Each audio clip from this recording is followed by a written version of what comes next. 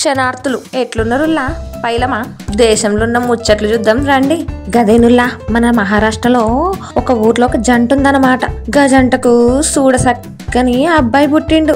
గంతే ఈ బద్మాష్ గానికి ఏం కన్ను పుట్టిందో ఏమో. ఈ పోరగాడు నాకు పుట్టలేదని చెప్పి నా పోలికలు ఇవ్వని చెప్పి పెళ్ళాన్ని అనుమానించిండు. గంతేనుల్లా ఇక హాస్పిటల్ తీసుకుపోయి గా DNA టెస్టులు చేయించిండ్రు. గంతే గాడ తెలిసిన నిజం ఇది. గా రిపోర్ట్ లో గా DNA టెస్ట్ మ్యాచ్ అయ్యిందిలా. సరే తీ దా పోదాం ఇంటికి, ముద్దు కాపురం చేసుకుందాం అంటే నువ్వు నన్ను అవమానిస్తావా, నువ్వు నన్ను అనుమానిస్తావా అని చెప్పి గా కోడలు నేను రానంటే రాను అని కూర్చుంది.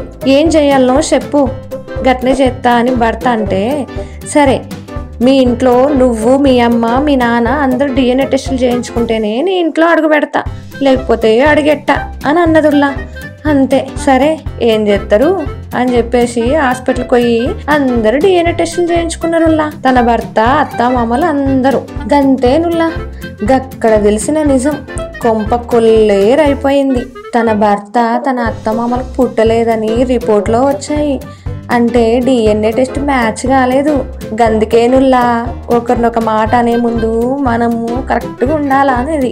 గదేనుల్లా గురిగింజ దాని కిందన్న నలుపు చూసుకోదు కానీ అదుట్టుంది గదట్లుంది అని అంటది కదా, గట్లనమాట. ఈ సామెత ఎవరికి పంపించాలో మీకు తెలుసు కదా, తొందరగా వాళ్ళకి పోస్ట్ చేసేసేయండి. శనార్థులు.